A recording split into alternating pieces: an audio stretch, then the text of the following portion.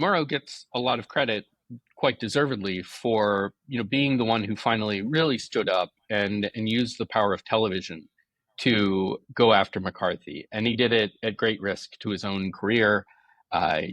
His employer CBS was not really happy about this, but he was quite forthright, and he made sure that his case was airtight. Clay, welcome to the Golden Age. Oh, thanks for having me. So you are the author of Red Scare, Blacklist, McCarthyism, and the Making of Modern America. What made you want to write it?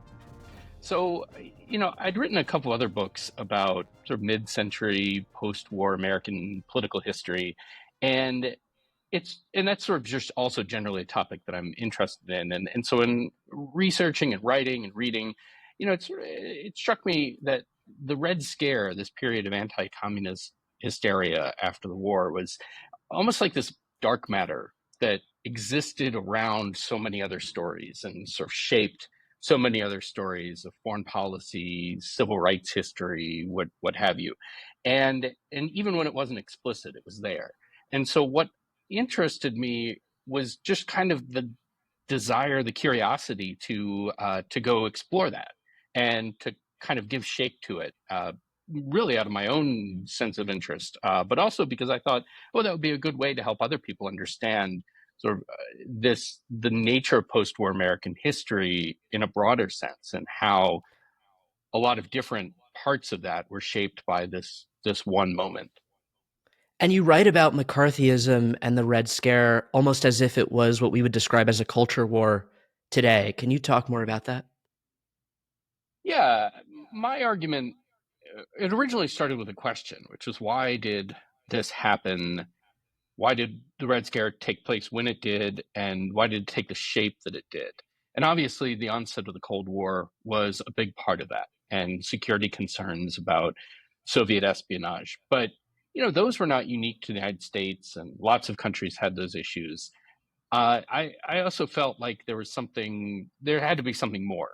And so my argument is that really what the Red Scare was in large part a kind of delayed fight over this sort of progressive versus conservative ideals, left over from the 1930s. That with the onset of the New Deal in the 1930s and this sort of cultural front, popular front moment where lots of people rallied around the left broadly, and a lot of people opposed it. But that fight was fairly subsumed by the Depression and the popularity of Franklin Roosevelt, and then World War II.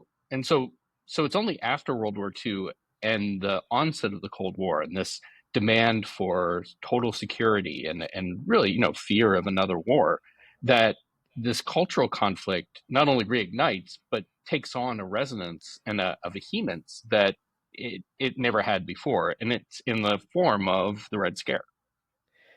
And was that fear warranted? Were there actually Soviet spies in the US? Well, there certainly were. And I would say, whether the fear was warranted to the extent that it manifested itself, I think it was overblown. But there certainly were reasons to be concerned about Soviet espionage. There were spies, and many of them were caught eventually, but many of them weren't actually. We still don't know everybody. The Communist Party in the United States was, in some respects, at some levels, a bad actor. Was not interested in certainly democratic principles, but also was taking its cues and funding from Moscow, and so there was reasons to be concerned about that. But none of that justifies the scale and scope and particular shape of the Red Scare. And so President Truman signs via executive order the federal employee loyalty program into being. And why did he do that? What was the message that he was trying to send? I think there were sort of two things he was trying to do. On the one hand, he was trying to diffuse a situation which was growing within the federal government, and particularly from the FBI and from more conservative elements of his party, really raising the temperature on you know, fears of communist infiltration, again, which were not completely unwarranted. And so Truman thought, well, this would be a good way to kind of diffuse that, to make it look like I'm doing something.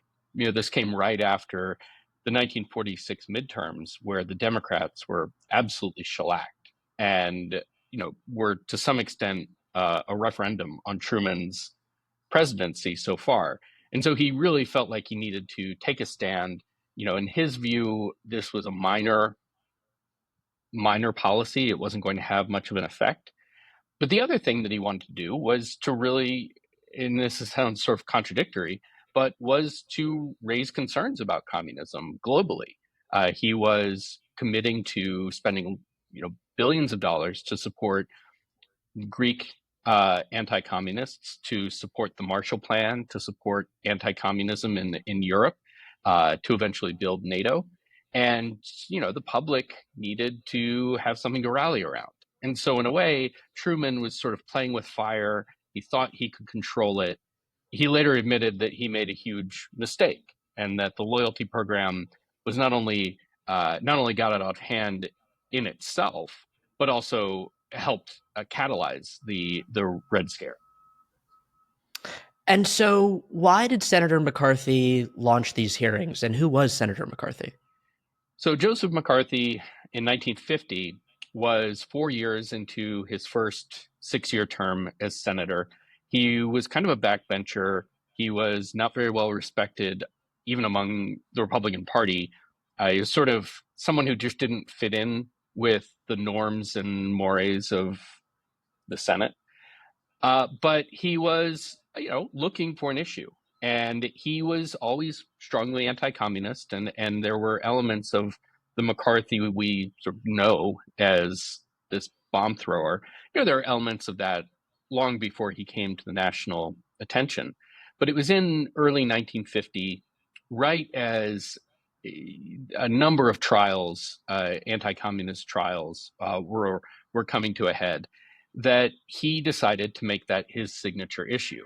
And he did it in a way that no one else had up until that point, really, or with, let's say, a vehemence and a disregard for fact that most other people had at least walked lightly around. He was willing to, make all sorts of bald and untrue accusations, to really just go where no one else in the Senate was willing to go. And it was hard for reporters to keep up with him. It was hard for other senators to keep up with him.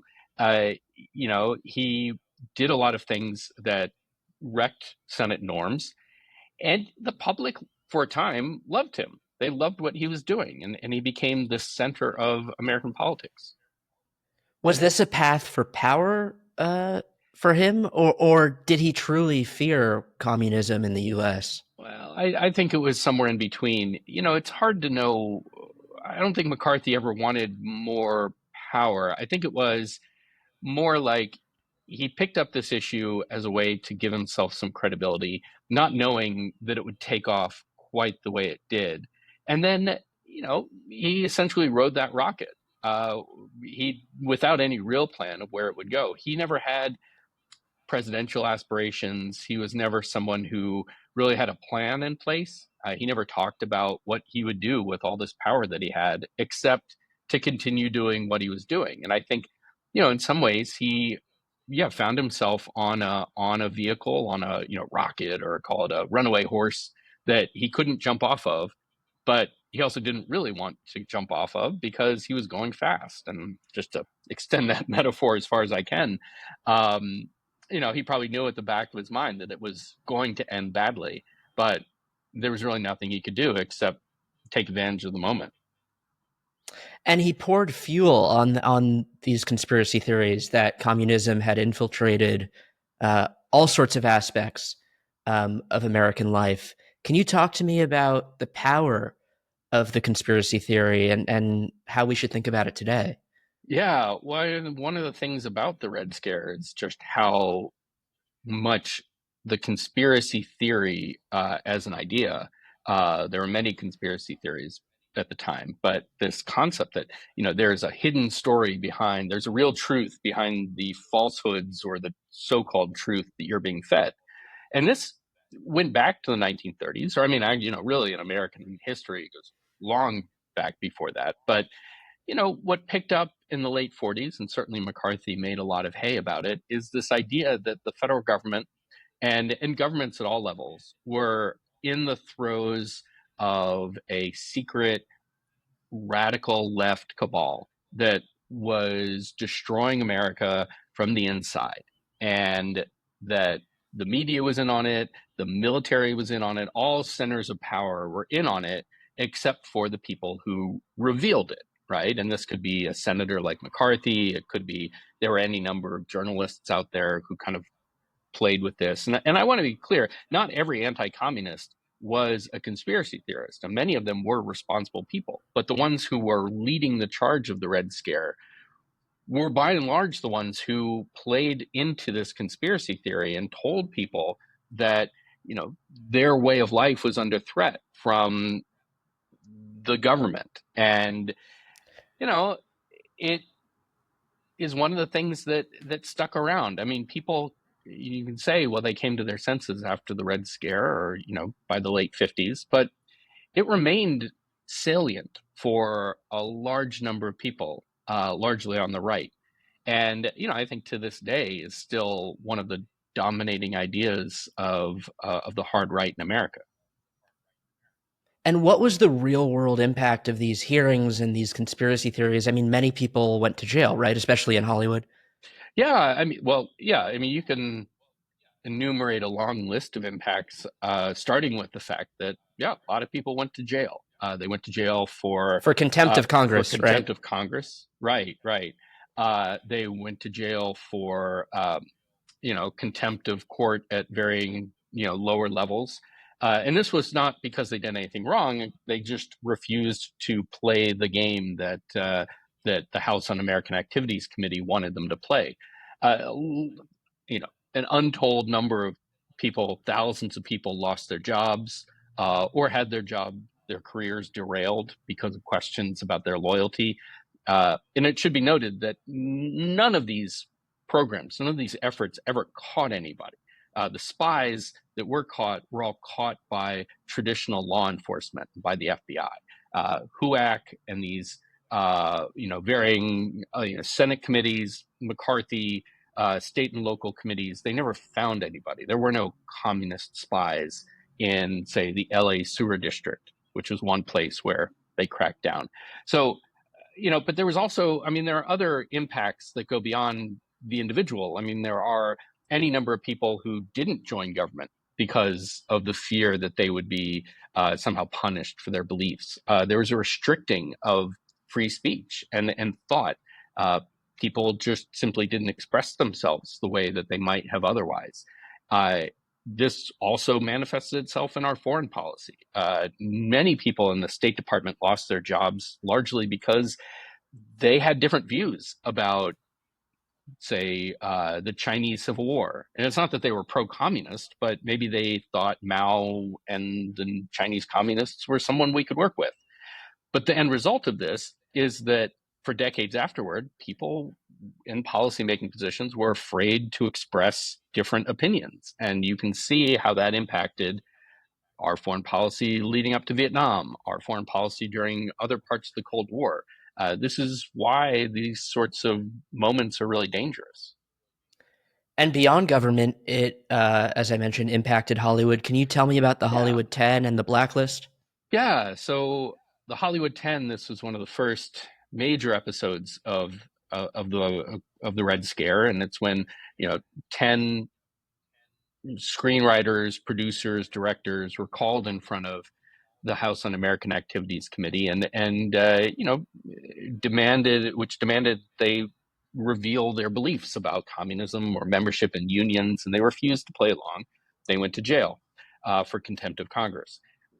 Even before they went to jail, the various studio heads got together and said, look, these people will never work in Hollywood again until they tell the truth. Furthermore, anybody else who is even suspected of harboring similar beliefs will also not work in Hollywood. And this is what became the blacklist. And sometimes people were blacklisted because they explicitly refused to talk to Congress. In other cases, it was simply out of based on rumors. Someone heard that someone had once been, on a project with a communist, and they got to be friends. Right? They were ridiculous stories of guilt by association. The studios were so afraid of what could happen, of public animosity, protests, and losing market share, that they were gun shy and basically refused to work with people who had any so-called taint about them. And you're a writer for the New York Times. I'm curious how the press held up during the Red Scare. Obviously, Edward R. Murrow was a big force against McCarthyism. Can you talk about Murrow and maybe other press figures who stood up and how they fared?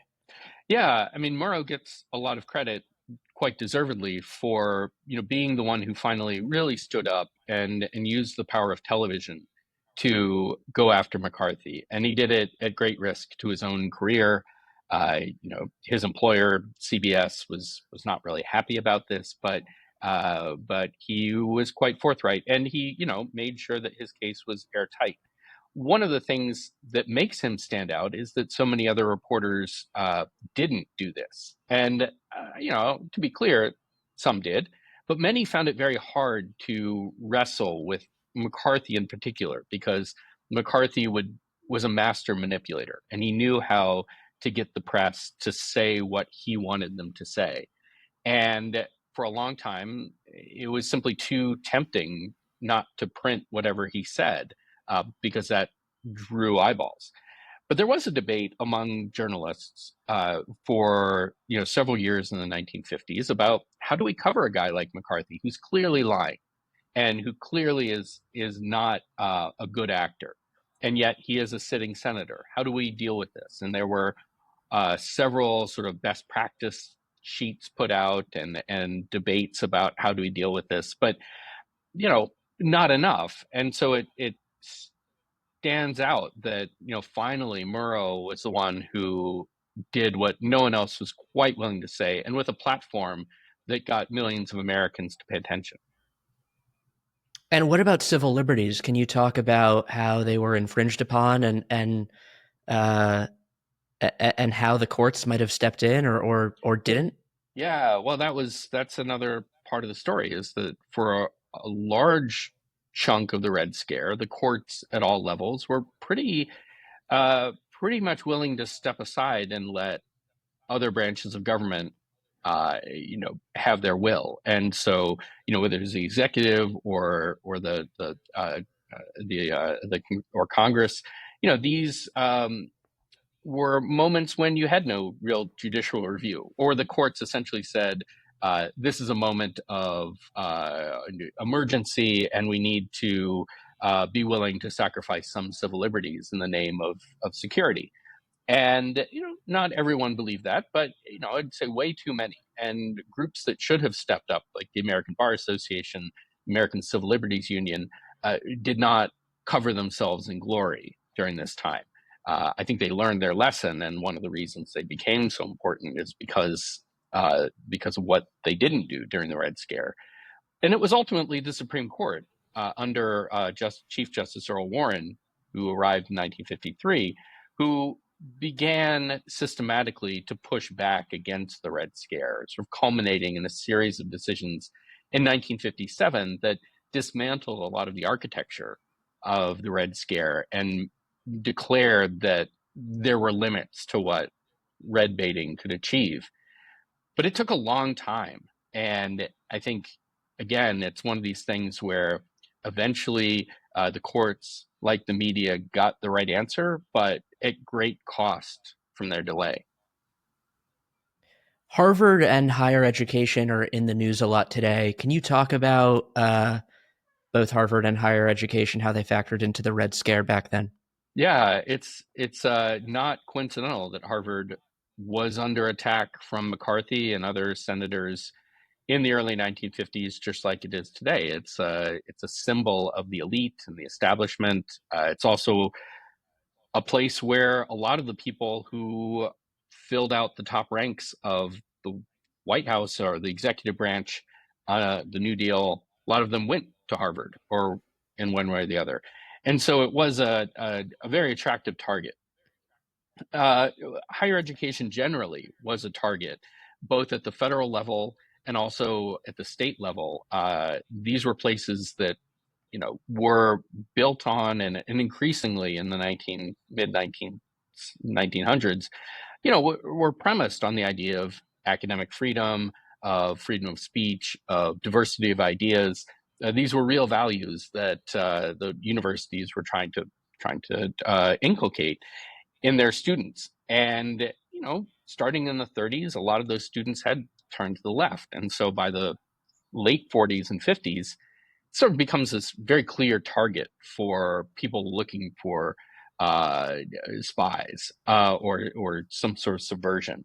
And, this is important, not just because it's one more place where people were potentially subversive or were accused of being subversives, but it's also highlights how important education is as a battleground culturally and politically in the United States. This is the place where we shape the next generation of ideas, and it's where at the university level, where a lot of our current debates are hashed out. And so, if you want to control the narrative and you want to control, the future course of ideas in America, you go after universities, and that's what happened during the Red Scare, and of course, I think inarguably that's what's happening today. And so, what brings the Red Scare and McCarthyism to an end? So I think partly it's, you know, I mean, I hate to say it sort of peters out because it's not just that. But I think eventually it became clear to a lot of people that there was simply nothing, there was no there. There really weren't, by the time of the Red Scare, pretty much all espionage was over. Most of it took place in the 30s and early 40s. The Communist Party was a tiny husk of what it had been. There was really nothing there, and most of the people who could have been, who might have been targeted, had been targeted, and they were in jail. But it also, and then the Cold War largely sort of simmered down. Joseph Stalin died. The Korean War ended. But I think it's also important that there was a real pushback from people like Murrow and people like Chief Justice Warren and a number of senators and congressmen who finally did stand up and sort of declare a line and make clear that while they were not pro-communist, they were opposed to what was going on. What was this, this sort of tearing apart of American society. And it's cold comfort to say that eventually they persuaded people because it took a long time for that to happen. And there was a lot of damage in between. Can you talk about the reporting process? I know in the 90s there were a lot of papers that became declassified related to this time. Can you talk about the importance of those papers and how you went about reporting this book? Yeah. So one of the other reasons I wanted to write the book is that, there hadn't really been a comprehensive history of the Red Scare written since those papers came out. And, they largely, supported the claims of anti-communists that there had been subversion and espionage in the U.S. government.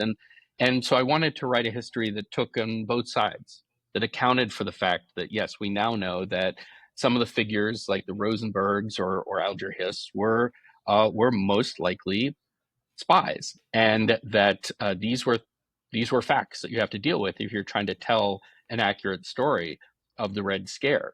And so for me, going back through all of this and sort of trying to weigh all of this evidence, first of all, to get all of it, and then to weigh it was the primary challenge for the book. And so we've just laid out what this time period was like politically and culturally. Knowing what you know about the Red Scare, do you think we're in another scare today? I think there are a lot of elements of the Red Scare that you can see paralleled today. There are a lot of differences too, and one of the great things about history is that it teaches us not just to look for parallels, but to look for differences. So I think the demonization of minority and let's say, you know, outside groups of vulnerable groups. That was a common common trope during the Red Scare. That's happening today. The demonization of progressive groups, you know, whether it's labor or civil rights or, you know, you name it. And they're different today in some ways than they were in the 50s, but it's the same tactic. Going after education and declaring that there is a war in education and that our children are being abused intellectually. This is another trope. The claim of there being this elite inside the government or inside society that is secretly undermining the American way. That's the same thing as we saw during the 1950s, and we see it today. You know, I think that the difference is that during the Red Scare, there was at least some premise of a justification. You know, there really was a Cold War going on. The Soviets really were geopolitical rivals who were trying to undermine us from within. Um, you know, that's a legitimate concern. Today, there's nothing like that, and you know, to see what's going on in Los Angeles, for example, this idea that there's some insurrection going on, well, that's, you know, very similar to the kind of hyperbole that you saw during the Cold War, but there's nothing. It would be laughable, I think, if it weren't, you know, so dangerous to make these claims that are wholly unsupported by the facts. And I think what really echoes, at least for me, is this chilling of free speech on the part of private businesses, afraid almost to speak up. Yeah, that's another good point. Again, very similar to the Red Scare. You know, the blacklist was not a government policy. The blacklist was wholly the policy of well, studios, but also private businesses across industry. I mean, all sorts of industries that took took seriously the idea that someone who wanted to be a shopkeeper or, you know, run a grocery store needed to be vetted for loyalty. You know, this sort of ridiculousness. But, you know, there was a real fear on the part of corporations that they would be on the wrong side of that debate, that they would be the target of protests or government action. It's no different today. And in some ways that's you know, I'd say in some ways it might be a little comforting in that we tend to go through these things, but it's also very disturbing having gone through all this as a writer and, you know, looking at all of this and saying, gosh, you know, we don't seem to learn our lessons as a country. You can read more about all of this in Red Scare, Blacklist, McCarthyism, and the Making of Modern America. Clay, thank you so much for joining me. Thanks for having me.